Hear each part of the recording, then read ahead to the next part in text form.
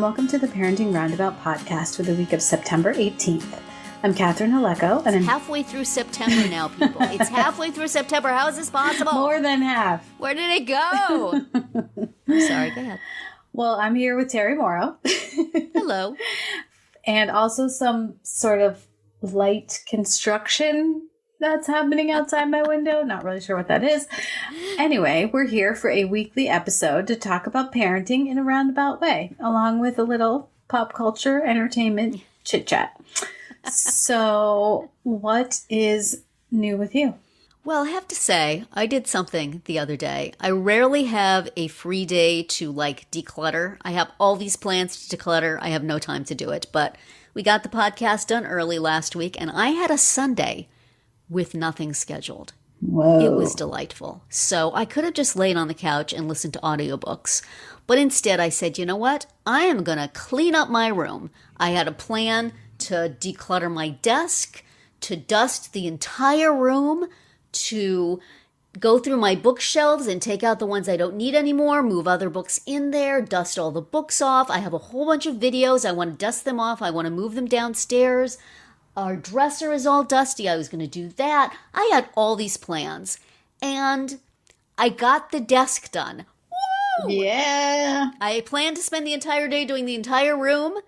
Entire day, got the desk done. That was it. That was enough. I'm very impressed with myself. Yeah. I had I had an inbox full and a stack just in one of the nooks in the desk of, those things where you say, I don't know if I still need this piece of paper or not. I'm just going to put it here and save it for a while and see.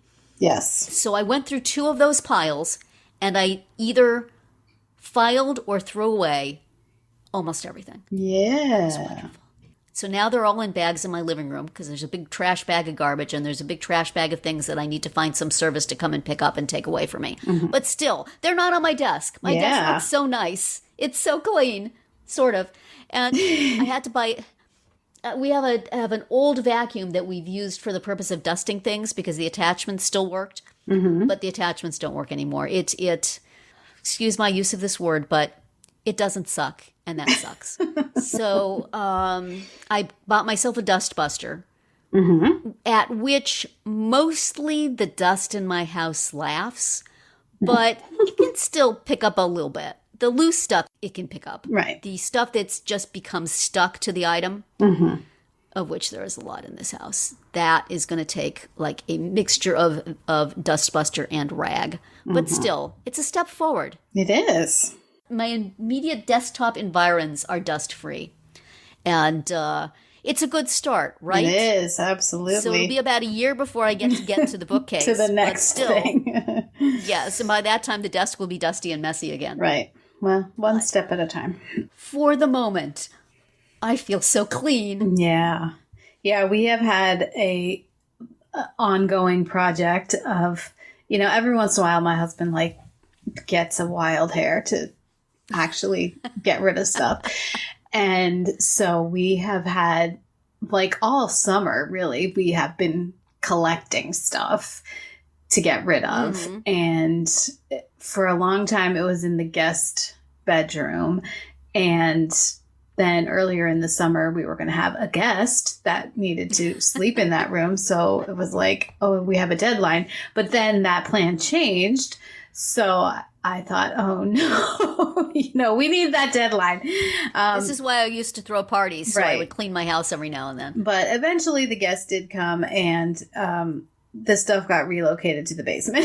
So, but then finally, just the other day, my husband was like, okay, I'm taking all of this, and we filled the station wagon with the stuff. It was a lot. I know. And I'm so glad that it is not there anymore. How do we amass this stuff in such quantities? I don't know. The most ridiculous thing I found as I was going through all this full inbox full of stuff that's just been sitting to the right of my desk for, I guess, years. I found a plaque that says on it, Optimist Club of Conejo Valley Teenager of the Month, Terry Evans, October 20th, 1976. Why was this in my inbox? I had to have brought this from my mom's house after she passed. Yep. And thought, hey, I'm going to hang this up on the wall. Isn't this a hoot? I was Teenager of the Month of the Optimist Club of Rio Valley in 1976. And I remember that. And I remember it was a thing that most of the people I knew got. And if I didn't get one, if I wasn't a Teenager of the Month, it was going to be a big deal.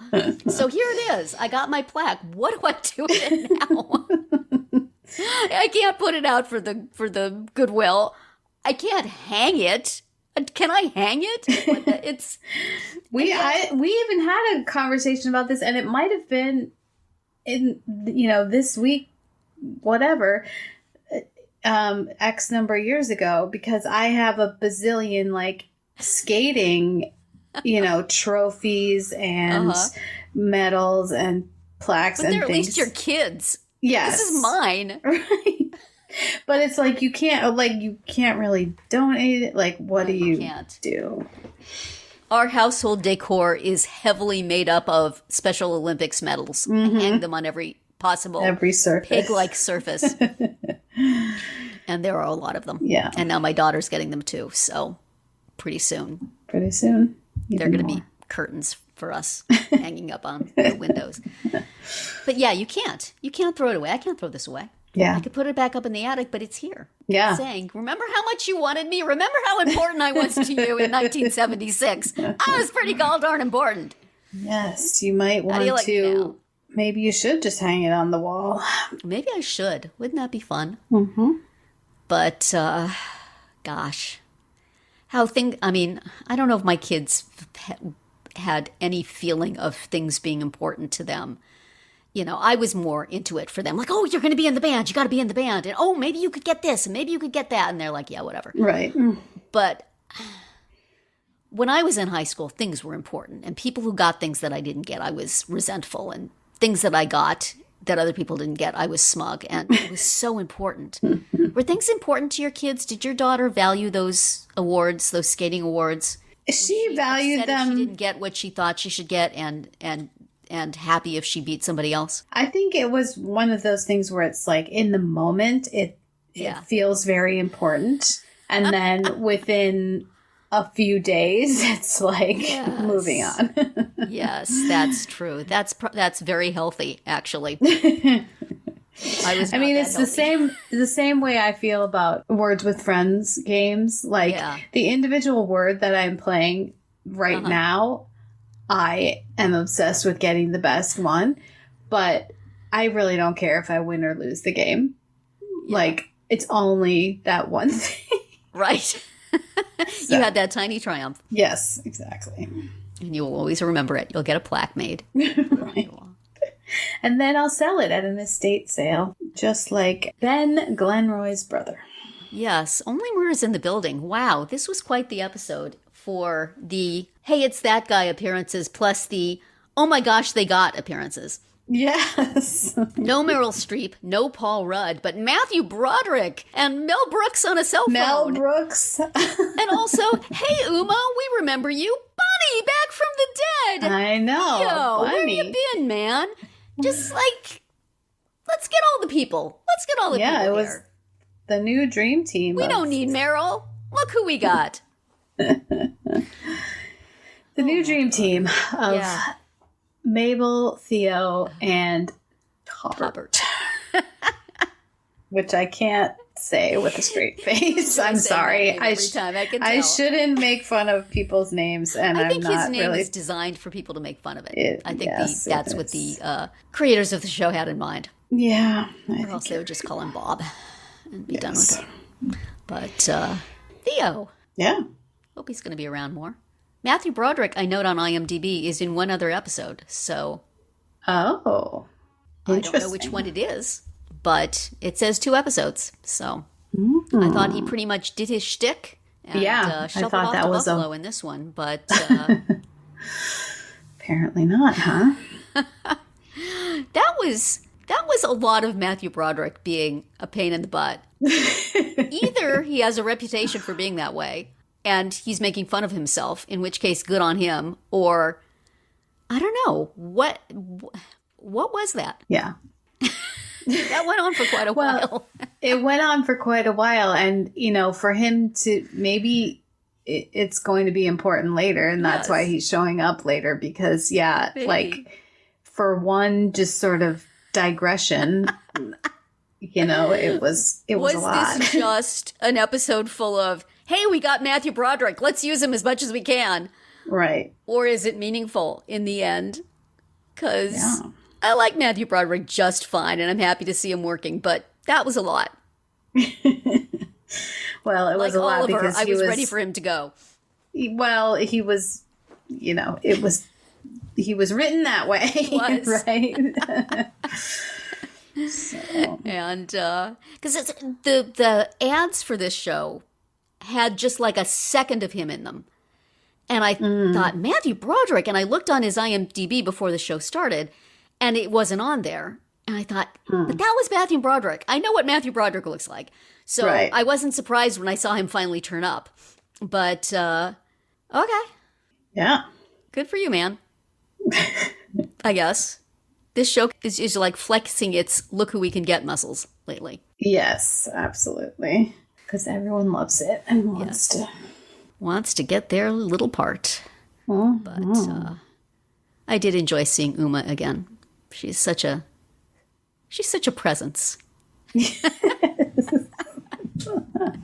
The kind of thing this show needs. Knock everybody down a peg and then slam your door. And just add to your little collection of stuff you've pilfered from everyone you know. Yep. That was fun. Why not? And Mabel has left the building. That's right. There's a rude lady with a baby in her apartment now. That's right. So where were they when they were having their discussion? At Theo's apartment? Well, I think Theo was helping her pack up. Right. So I think all that stuff was going on in the apartment. But by the time Charles and Oliver went to talk to her, gone. She was gone and the episode was published. Right. Which, as we know, takes many hours and weeks of editing to get a podcast out. Yes. Much hard work. And Taubert was prepared to do it, but Mabel was like, I'm just talking to my phone for a few minutes. Voice memos on a phone. Not a bad way to record a podcast. Turns out. Yep. We have done so. And we'll do again.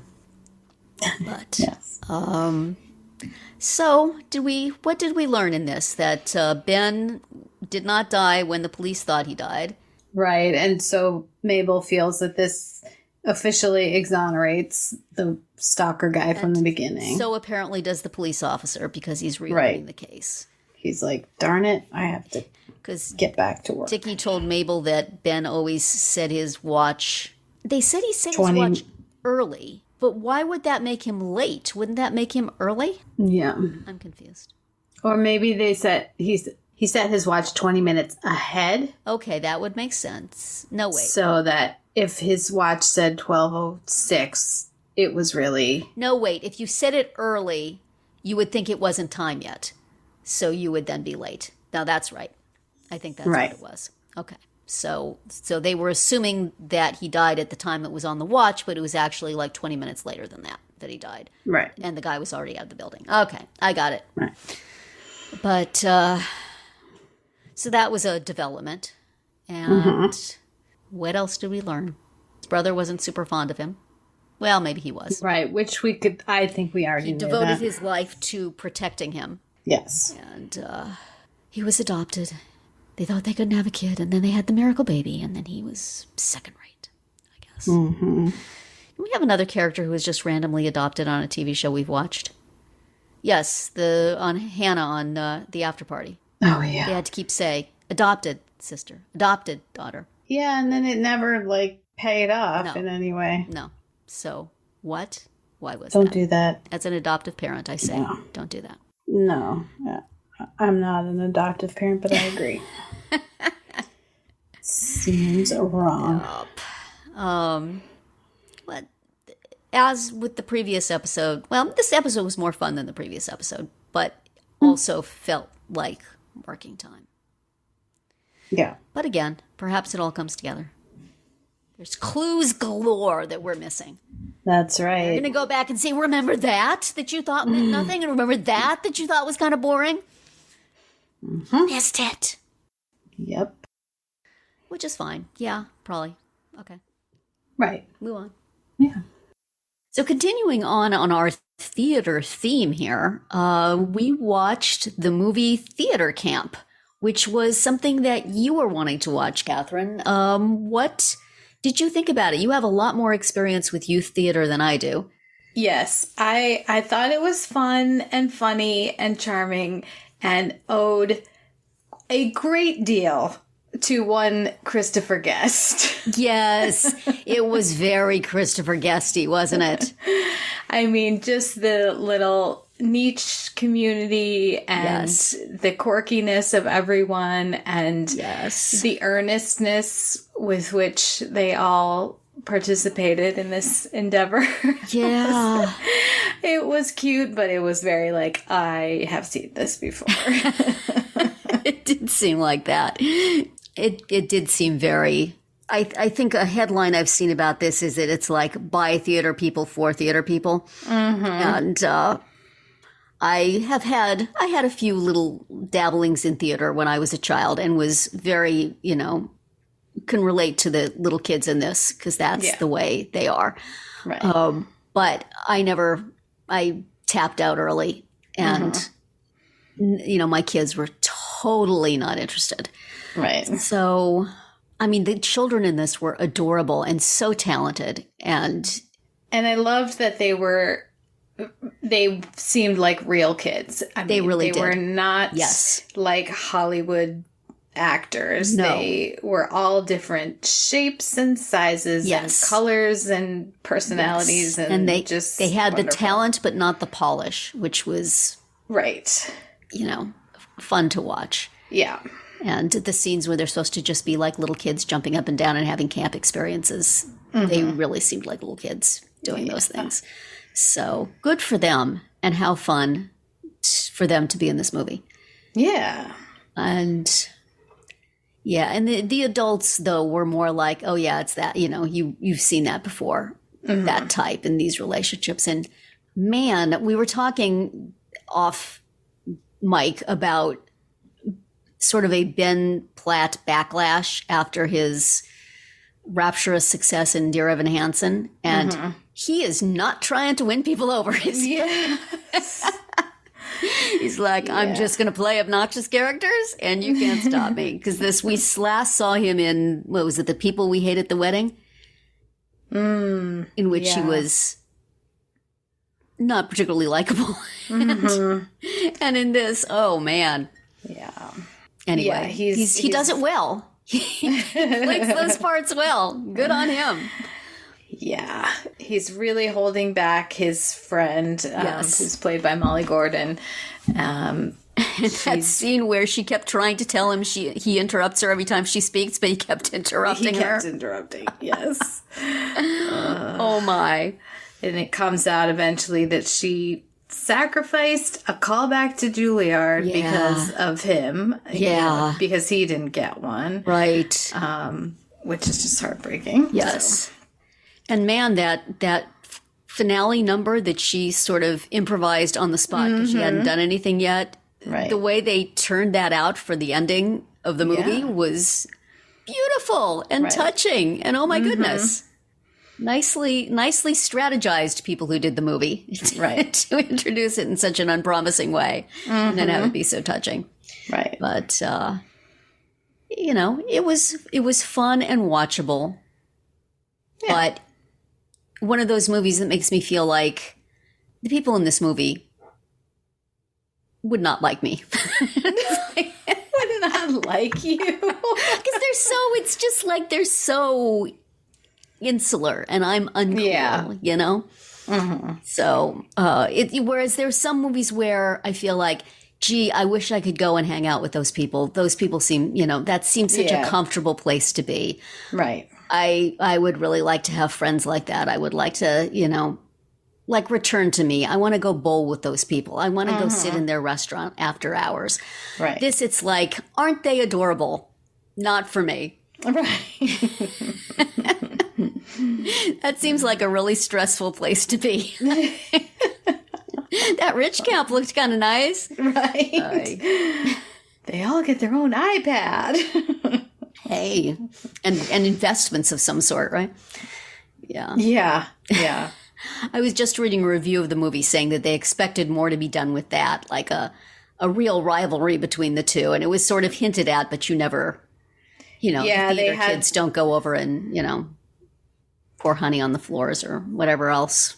Right, whatever they did in the camp hijinks. Yeah, they just had the one scene where they had like a party.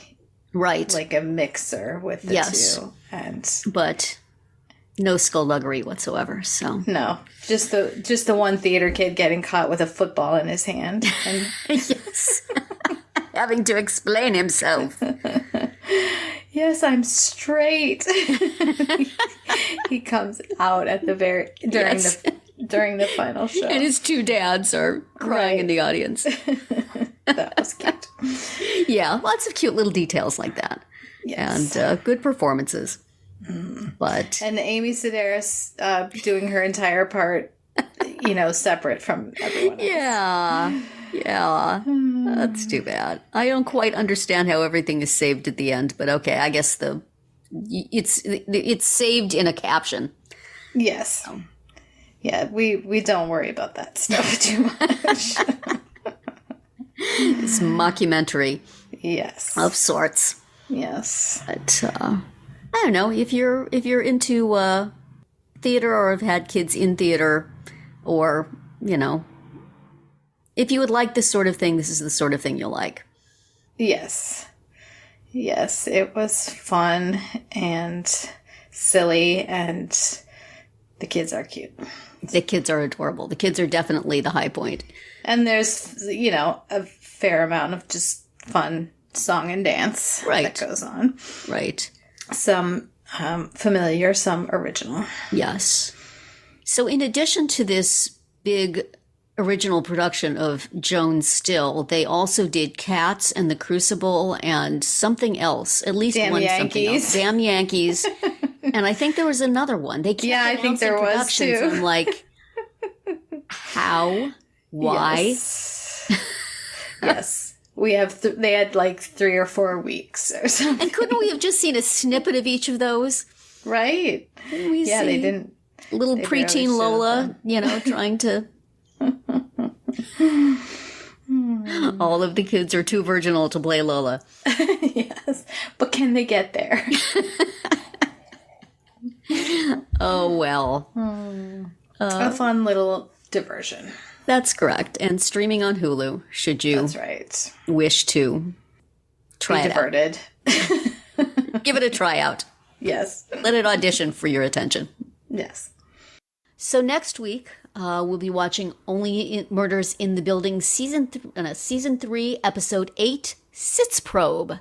A term I know because I follow Alex Lacamoire on social media, and he's always talking about them for the shows that he's doing, including Hamilton. And I think In the Heights before that. I think he had some for that. So anyway, it's basically sort of the first rehearsal with the actors and the orchestra. And so they're just sitting in chairs, but they're singing the things, seeing how it's all going to come together. Almost like a table read, but not, but past that, because you're singing and... Yes, a table sing. Yes. Or maybe they're just in chairs, not on a table. But anyway, so all sorts of skullduggery could be going on. We're going to get to see all those actors who were in the show, who were in it at the beginning, and we have not seen them in a while. And... they're all going to be singing, and maybe Charles will be pattering. Will Charles be pattering? Will they all find out that they almost had a chance to be in a musical with Matthew Broderick? Yeah. That could. And instead, they're stuck with Charles. Oh, well. They're based on the Matthew Broderick that we saw, they probably should be glad. They're better off. Their days will be much shorter. And since we still do not have another series to watch, well, actually, we are going to have another series to watch soon, which is Dancing with the Stars. Dun, dun, dun, dun, dun, dun, dun. It's back for season 32, and there is a cast and everything. They are going to be showing it on Tuesday nights, quite inconveniently for us, so we will always be the podcast you listen to get you ready for the new episode that night. But next week, we will talk about who's going to be on it, how we're feeling about it, what it looks like, what they've been doing on social media, and all of that jazz. So our Dancing with the Stars Season 32 preview next week. Go search hashtag DWTS on all your social media. So you'll be, able to chat along with us. Have opinions. Have opinions. Like we do. Yes. Mm-hmm. There are already strong opinions about various of the contestants. I can't imagine that. I'm not going to watch it because this person's on and this person better win. So people feel strongly about Dancing with the Stars in a way I don't believe I ever have. Yeah. It's an entertainment product, people. All right.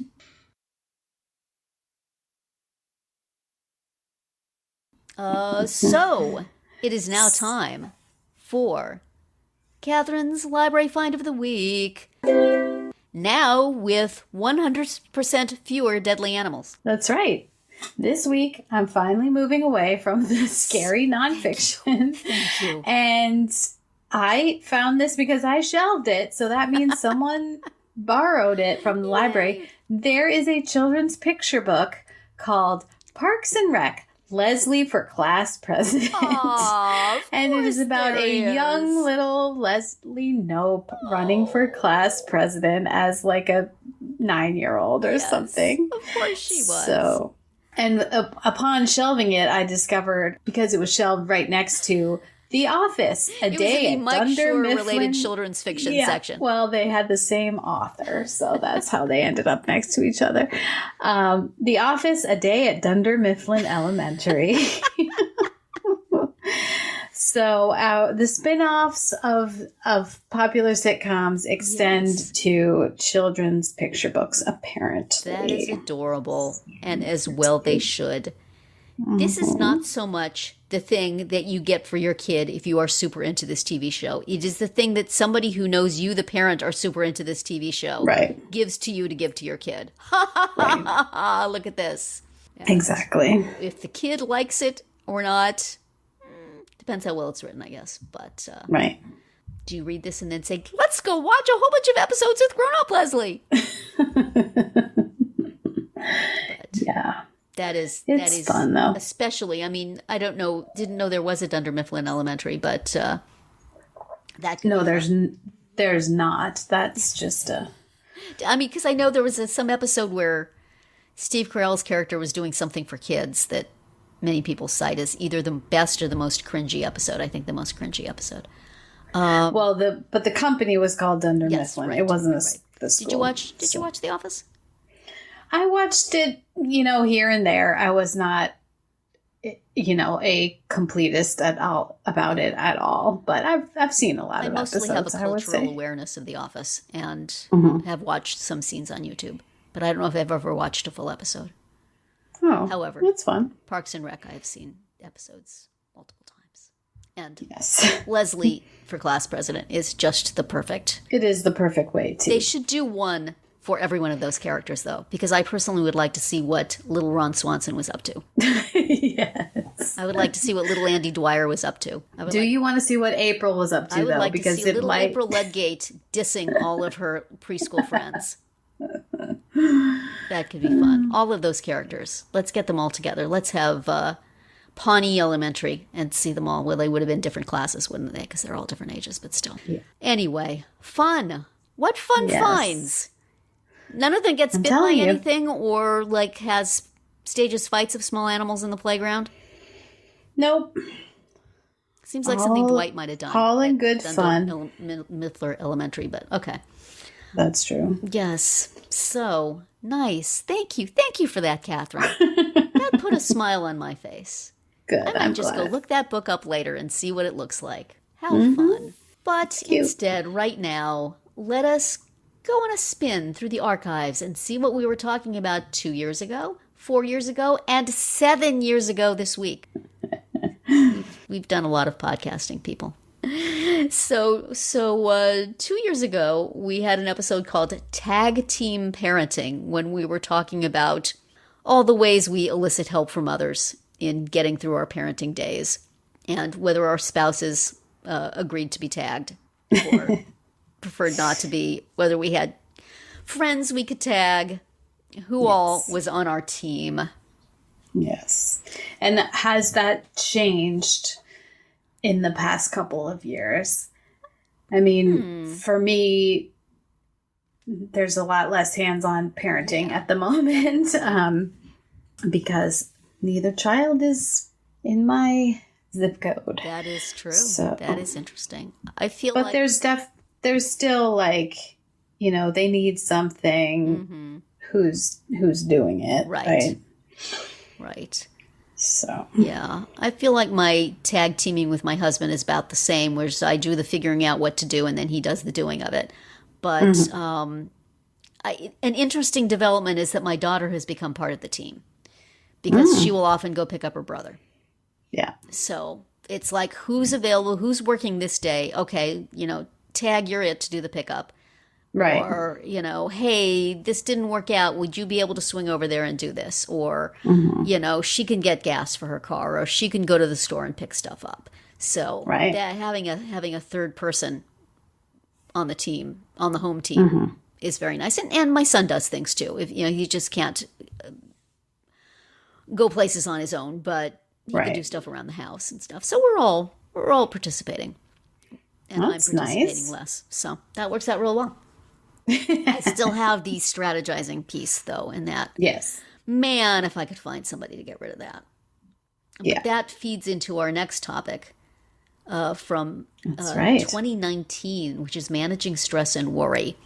And I come to you today, Catherine, to publicly announce a little initiative I've taken on. Something I'm going to try to do. Something my family has been begging me to do for many years, but I've said there is no off switch. It's in the parenting contract. I can't. I am making a commitment to not worry. Oh. Well, how do you plan to achieve that? I'm worried that it might not work. No. I was listening to, I listen to this rosary every morning, as I've mentioned. Kitty's Morning Glories Rosary, if anybody out there wants to listen to a rosary every morning at 7 a.m. Eastern Time, 6 a.m. Central. Look that up. But, and she was talking about the sort of dark things that we hold on to and that we should let those things go. And she was mentioning fear and a few other things. And I was thinking, well, for me, that's worry. That's what fills my mind. Just, you know, let me think of I'm just sitting here working and, oh, what if this never going to happen thing happened? What would I do? Yeah. Oh my gosh, I'm so worried. It's ridiculous. I mean, it's not even just the realistic things. It's just spin the wheel for a traumatic situation and let's worry about it for a while, shall we? Right. So I'm making a big try to use prayer instead, to not think of things, to find ways to clear my mind when it comes on. And I was listening to a podcast yesterday that was just coincidentally talking about worry and anxiety. And one of the things they mentioned was that the thing about worrying is that you feel like you are all alone and that you're going to have to handle something all by yourself. And, you know, we've isolated ourselves in a lot of ways. And I know for me, that's a big thing where it feels like something is going to happen and I'm going to have to figure out what to do about it. Right. And I don't feel, especially the older I get, I feel less capable of taking care of things. And so that just kind of causes cascades of worry. So, you know, it was a religious podcast. So they were saying, you know, you're never alone. You always have God with you and all this. But, you know, because it's like my husband has things that he definitely does. He's, you know, makes dinner. He does laundry. He's very with the hands-on stuff. And it's great. But if there's a problem, it's mine. And I have to figure it out. And I hate that. But you feel like you can't trust anybody. Who am I going to trust to figure this out for me? Am I going to hire somebody? I can't trust them to do this. So it really, you feel the weight. So I am trying to shake that off. And I don't know if it's possible because it's so ingrained in my brain. Those circuits are real lively. But yes, I'm trying. I'm going to try. But that's I haven't thought about it that way before. Like the reason why worry can be so oppressive is because you just think it's all you. Yeah. You know? And that creates panic. Right. So I don't know whether I will be able to pull this off, but I'm making a public declaration. Okay. So when I weasel out of it, it will be that much more embarrassing. So then in a year when we say, let's see what we were talking about a year ago. Yes. Remember when Terry was not going to worry anymore? That lasted 5 minutes. But I do feel lighter. So. Yeah, and you're not just like, okay, I'm going to do this. You have some idea of some strategies you can try to use. Yes. So hopefully that will help because it's ridiculous. And, passed down to me by my mother and not successful for her. So, hopefully I can do it less anyway. I'm worried I'm rambling on now. Well, the other thing that what we talked about 7 years ago was 7 years ago. The sacredness of routine. And I do think that is a way to, what a routine does is help get rid of the need to make constant decisions, right? And so that's why it's comforting. Yes. And that's why the disruption of routine is so panicking. Right. And yeah, we like our routine in this house. The kids have always been very routine bound. And now my husband and I really are too. It's like, do we want to go on a vacation? We don't want to go on a vacation. It's so comfortable here. So now we have the dog, and it's like, welp, we have the dog. We have to stay home. We can't go out. We can't be going. What would have happened to her? Yes, she's had a traumatic time in life recently. We want her to have a routine. And boy, does that dog know the routine. We give her a walk like in the evenings, and she'll come in here about 5:30 going, well, it's time. How does she know what time it is? She just somehow instinctually knows it's around now that somebody takes me for a walk. Hello? Absolutely. Yeah, my dogs know. They know when it's bedtime. They know when it's dinner time. They know the exact steps I take when making my breakfast because they are involved in like each step. They get a little something every time. I guess when you don't have that much going on in your life, it's easy to remember the things that you do. Yeah, it's funny though, like my one dog wants to go to bed at a certain time, but he only wants to go to bed. He only wants me to take him upstairs.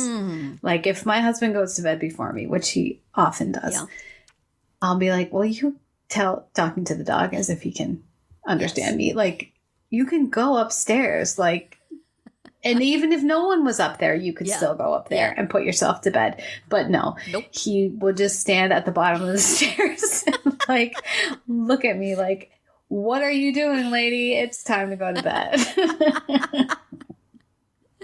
Aw, that's kind of adorable. He's ready. It's time.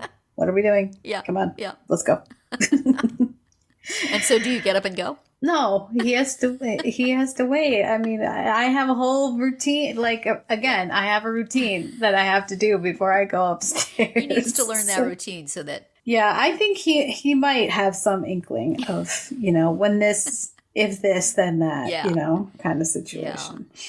So. You do figure those things out. Mm-hmm. But I think we were talking about different things also to help you keep to routines, right? All the tools that are available now. Right. I just started using my, 50th or 60th organizational tool. It's an app called Structure. I think there may be an exclamation point at the structure. I'm not sure. And you can, map out your day. And then it like rings a little bell when it's time to go do the next thing. Okay. And you can like call it up and put it in focus mode. And it just like this color creeps down the page as the time goes by. So, but the problem is to copy the same stuff over from day to day, which of course most days are the same. Right. For my work days, you have to pay some money. So I did that. I see. And it's fine. It's nice. It's good. For my work day, I'm trying to do a thing where I focus for 3 hours and then I get a half an hour off, and I focus for 3 hours. And the idea is that I do not check social media and email and stuff during those 3 hours. That's a long time, plan, isn't it? When I do focus, it is great. I get so much done. Sure, you get it's wonderful. But you know what? They just announced the cast of Dancing with the Stars. I'm just going to look for a second. So, so I'm trying with that to structure my day, to have a routine, to focus during certain parts, and then to have a break. And some days it works really well. Right. Other days, well, I feel like I'm always like, I need to do this now so that later, I need to do X now so that later Y can happen. Yes.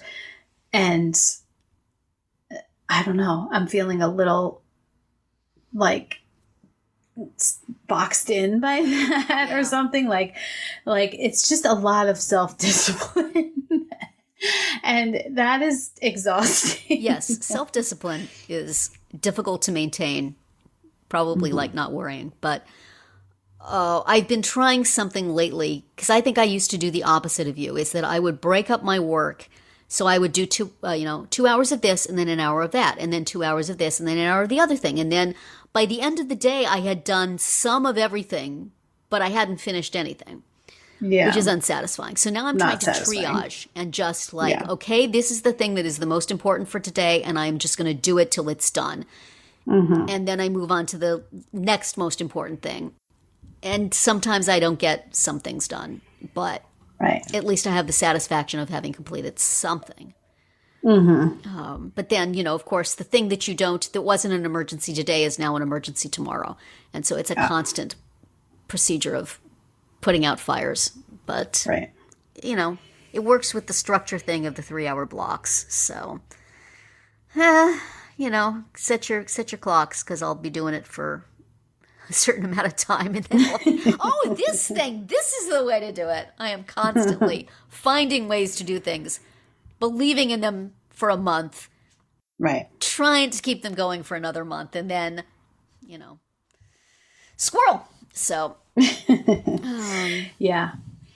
I'm still using Artful Agenda, which we had talked about, which is a digital planner. Mm-hmm. And, if you follow the group on Facebook, people are constantly showing they spend so much time changing the colors and adding stickers. Time, and I'm like, what are we doing? But one of the things that somebody mentioned, which I thought was fun, was when you're setting up an appointment, you can put a little emoji with it, so that, it shows up. It sort of shows up on your calendar it's like a quick at a glance kind of thing. So that basically, when I'm put in my shift for when I'm working at the library, I put the little stack of books emoji. And it does make it stand out on the calendar, at least when you look at the month or the week. So that's a little thing that I picked up from the Facebook group, which is pretty active. Really I have to ignore a lot of it. But once in a while, there's something there, some little nugget. The thing I've used it most effectively for are to put my family's work schedules. Mm-hmm. And if it's a whole day, then it shows up as a colored band. And I put the hours in the title of the event. And then I color code it. Each of them has their own color. So then I can see by a glance who's working on which days. And then I can kind of squint at the color bar and see what the hours are. So that's been really successful. But then the individual scheduled doctor's appointments or whatever thing, those really fade. Those are hard to see because you got this big color on the top. So maybe you can use the little emojis on those. They would stand out. That's a good idea. Yeah, you put a little, I don't know, red cross for the doctor appointment or whatever. You just have to decide what emoji speaks to you. A little needle to stick in my eye. Well. Should we do our routine exit here from this podcast? Yes. Let's do that. Let me flip to that page of my artful agenda. It says, that's it for the Parenting Roundabout Weekly Roundup. You can find all our episodes on Spreaker, Apple Podcasts, Amazon Music, or wherever you get your podcasts. You can find recaps, links, and an opportunity to comment on our website at parentingroundabout.com. You can also talk to us on our Facebook page, on Instagram, or on Twitter. Or X, I guess. Are we supposed to call it that? You'll find us at Roundabout Chat there. And you can visit our Amazon shop at amazon.com/shop/mamitude, where you can find links to a lot of the things we've talked about over the years. We'll see you back here next Tuesday. Bye, Terry. Bye, Catherine. Goodbye, everyone.